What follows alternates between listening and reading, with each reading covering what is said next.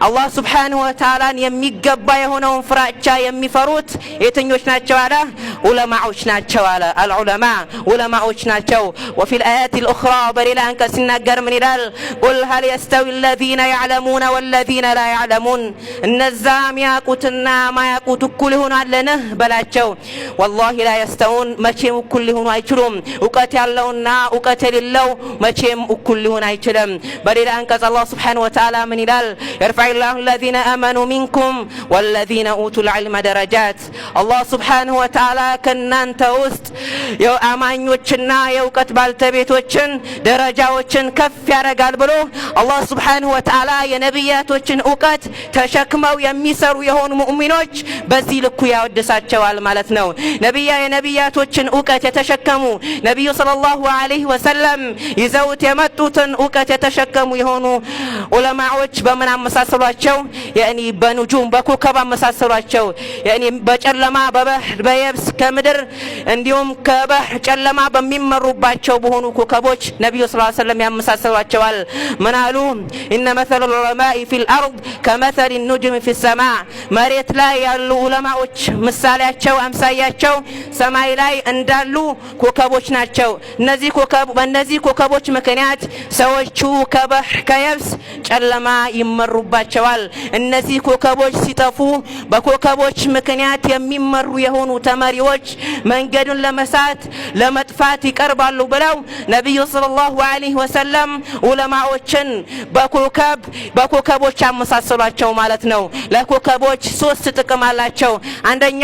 ሰዎቹ በኮከቦች ምክንያት ከባህር ከምድር ጨለማ ይመሩባቸዋል የሰማይ ጌጥ ናቸው የመላእክቶችን ወሬ የሚሰርቁ የሆኑ ሸይጣኖች መምቻ ችቦ ናቸው ማለት ነው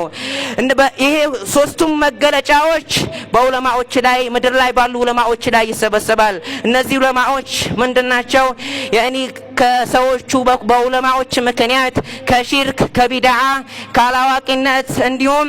ከጥሜት ከብጅታ ከጥርጥር ጨለማ ይመሩባቸዋል የመሬት ጌጥ ናቸው ሐቅንና ባጢልን የሚደባልቁ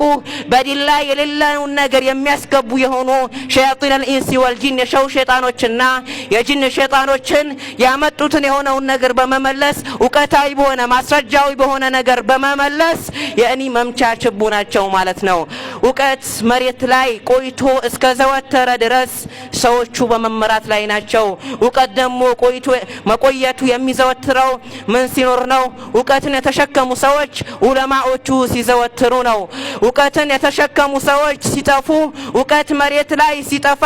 ሰዎቹ ጥሜት ላይ ይወድቃሉ ነብዩ ሰለላሁ ዐለይሂ ወሰለም እንዳሉት ان الله لا يقبض العلم انتزاعا ينتزعه من صدور الرجال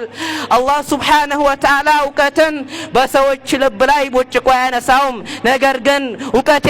ዕውቀትን የሚያነሳው በምንድነው ዑለማዎችን በማንሳት ነው ዑለማዎቹ በመሞታቸው ምክንያት ዕውቀት ይጠፋል ዕውቀት የጠፋ ይሆናል ማለት ነው ነገር ግን ዑለማዎች ካሉ ሰዎቹ ጥሜት ላይ አይወድቁም ያኒ አላህ Subhanahu Wa Ta'ala ደግሞ ዕውቀትን የሚያጠፋው በሰዎች ልብ ላይ ሳይሆን ነገር ግን ዑለማዎች በመሞታቸው ነው ዕውቀት መሬት ላይ ሲጠፋ